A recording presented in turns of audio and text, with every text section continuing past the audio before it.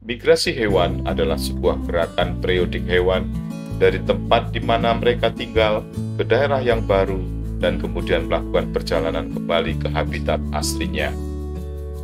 Yang membuat hewan bermigrasi biasanya untuk mencari makanan yang berlimpah dan tempat yang baik untuk berkembang biak. Hewan berpindah tempat juga karena adanya perubahan musim. Banyak hewan bermigrasi ke utara karena pada saat musim panas di bagian paling utara dunia masih terdapat makanan yang baik. Dan sebaliknya, pada musim gugur dan dingin, banyak hewan bermigrasi ke selatan untuk mencari cuaca yang hangat dan juga tersedianya makanan. Migrasi hewan umumnya menggunakan rute yang sama dari tahun ke tahun, dari generasi ke generasi. Tanah lintas hewan bisa berupa gunung, sungai, dan padang tanah yang luas. Hewan seperti ikan salmon, burung, kelelawar, dan serangga terbang dalam jangkauan jarak yang panjang, bahkan kadang-kadang melampaui seluruh benua atau lautan. Beberapa hewan bermigrasi setiap tahun dengan perjalanan pulang dan pergi dibuat dalam 1 tahun. Namun, terdapat migrasi hewan yang dapat berlangsung selama beberapa tahun hanya untuk penyelesaian satu siklus berpindah dalam migrasinya. Banyak ilmuwan melihat migrasi hewan sebagai sebuah adaptasi. Hewan yang telah belajar untuk beralih ke lingkungan yang optimal adalah hewan yang selamat untuk melanjutkan spesies. Migrasi wildebeest mungkin jadi salah satu yang paling menakjubkan. Bagaimana tidak, jutaan ekor mamalia berkuku ini bermigrasi bersama-sama melintasi dataran Afrika. Bukan tanpa rintangan, kawanan besar wildebeest ini harus melintasi sungai berarus deras dan predator yang mengincar serta mengintai di balik rerumputan. Wildebeest sendiri merupakan jenis antelope, walaupun tampilannya lebih mirip sapi. Antelope memang masuk dalam ordo yang sama dengan sapi, kerbau, kambing, dan hewan sejenisnya. Mereka mamalia berkuku berukuran besar yang bobotnya bisa sampai ratusan kilogram. Kata wildebeest berasal dari bahasa Belanda, yaitu wild beast, artinya sapi liar. Hewan ini hidup dalam kelompok yang sangat besar. Tidak tanggung-tanggung, anggota kelompok hewan ini bisa terdiri dari jutaan ekor. Jumlah anaknya yang lahir tiap tahun bisa mencapai 500.000 ekor. Wildebeest ada 2 jenis, yaitu wildebeest biru dan wildebeest hitam. Cuma wildebeest biru yang melakukan migrasi besar-besaran. Wildebeest adalah makhluk sosial.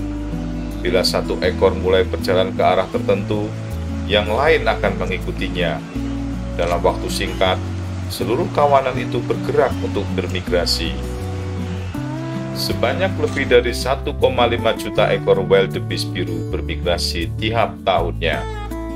Mereka bergerak dalam barisan yang panjang ke arah utara, melintasi sabana Serengeti yang terletak di antara perbatasan Tanzania dan Kenya.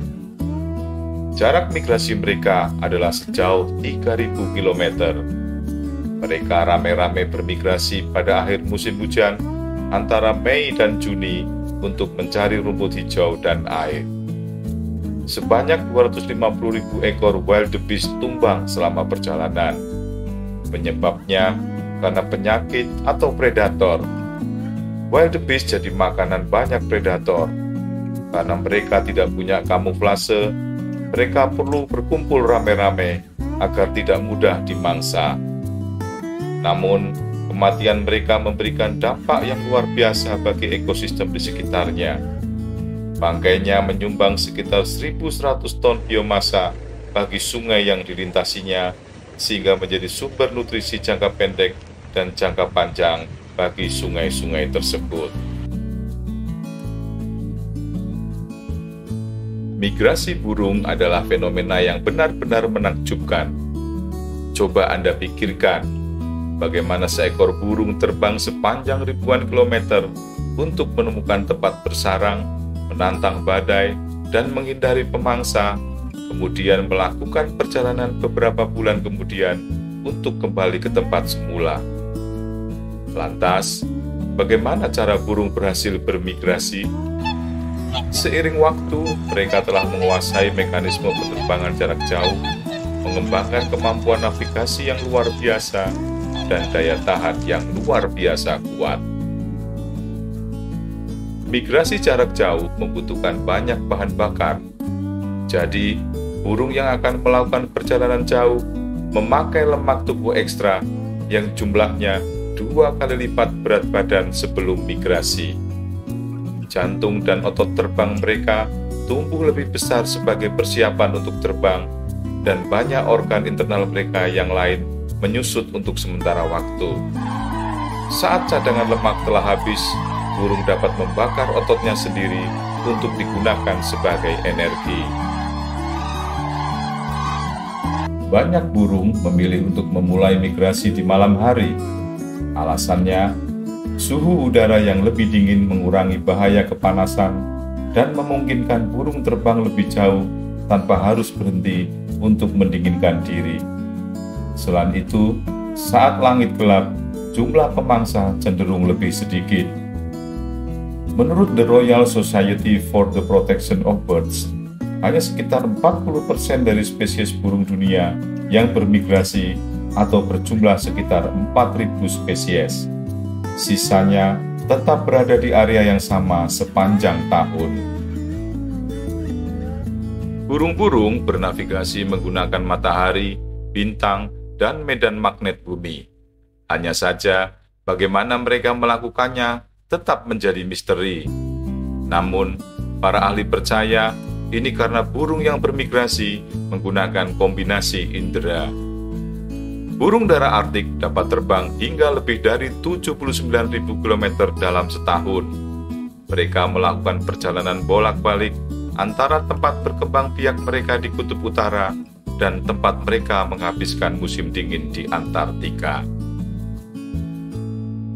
Angsa berkepala batang adalah burung besar yang bermigrasi setiap tahun untuk membuat sarang di tempat yang sama.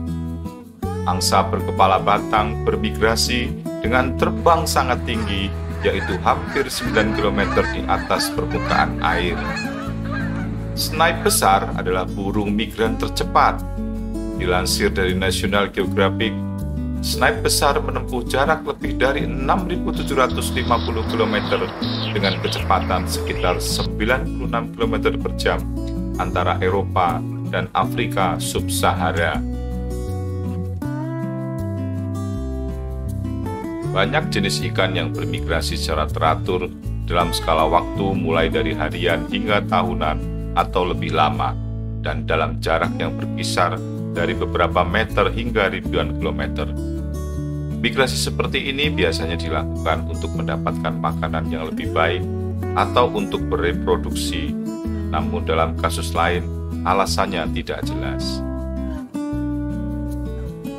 Migrasi ikan terbesar dan mungkin paling menarik di dunia adalah migrasi ikan sardin di garis pantai Afrika Selatan. Migrasi ikan sardin biasanya terjadi mulai bulan Mei sampai Juni. Mereka bermigrasi dalam jumlah yang banyak, bisa sampai jutaan ekor, sehingga dapat dilihat dari kejauhan. Meski dalam jumlah yang banyak, gerakan mereka teratur, seperti ada yang mengatur dengan telepati. Sementara ikan salmon dilahirkan dan menetas di sungai air tawar, lalu bermigrasi mengikuti aliran air hingga ke laut. Mereka tumbuh besar dan hidup di laut, namun tidak pernah melupakan tempatnya dilahirkan. Bagi ikan salmon, tempatnya menetas adalah tempat terbaik juga untuk menetaskan anak-anaknya. Salmon bermigrasi ke kampung halamannya untuk menetaskan telur-telurnya demi kemungkinan hidup yang lebih tinggi. Migrasi salmon berlangsung dalam jarak yang jauh, dan saat sampai di hilir sungai, salmon harus berenang melawan arus sungai yang deras untuk sampai ke tempatnya menetas. Migrasi salmon dapat terjadi dalam jarak dekat ataupun jauh, bergantung jauh mana salmon bermigrasi setelah menetas. Migrasi salmon terjauh bahkan bisa mencapai ribuan kilometer dan menyeberangi Samudra Atlantik. Lumba-lumba hidung botol bermigrasi ke atas dan ke bawah pantai Atlantik, menuju utara pada musim semi dan ke selatan lagi pada musim gugur. Tampaknya, musim adalah salah satu faktornya. Lumba-lumba hidung botol menggunakan suhu air sebagai isyarat untuk berbalik dan memulai perjalanan jauh ke arah lain. Para peneliti menemukan bahwa lumba-lumba cenderung memulai migrasi ketika suhu air turun, bergerak ke selatan menuju perairan yang lebih hangat. Masih belum jelas apakah perpindahan ke selatan hanya karena cuaca hangat atau karena faktor lain seperti peningkatan jumlah mangsa. Kepiting merah Australia rutin memerahkan Christmas Island. Fenomena alam ini merupakan migrasi rutin tahunan kawanan satwa endemik pulau tersebut. Migrasi tahunan ini menandai musim kawin dan bertelur kepiting merah. Kepiting jantan memimpin migrasi menuju pantai diikuti oleh kepiting betina. Mereka akan bertelur sebelum fajar atau saat air surut. Secara naluriah, kepiting merah mengetahui waktu yang tepat untuk meninggalkan sarangnya untuk bertelur. Oleh karena itu, jika hujan pertama tertunda karena perubahan musim, mereka akan bermigrasi pada bulan berikutnya.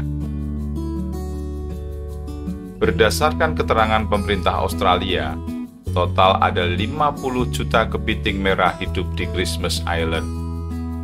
Kepiting merah hanya bisa ditemui di pulau itu. Migrasi musim kawin kepiting merah ini terjadi setiap tahun, menandai fase bulan. Fenomena alam ini disebut sebagai proses alam yang paling mengagumkan di dunia. Lautan merah dari migrasi kepiting ini biasanya mulai antara Oktober dan November dan diketahui terjadi hingga akhir Desember atau Januari. Agar proses migrasi para kepiting merah berlangsung aman, pemerintah setempat untuk sementara menutup jalan raya.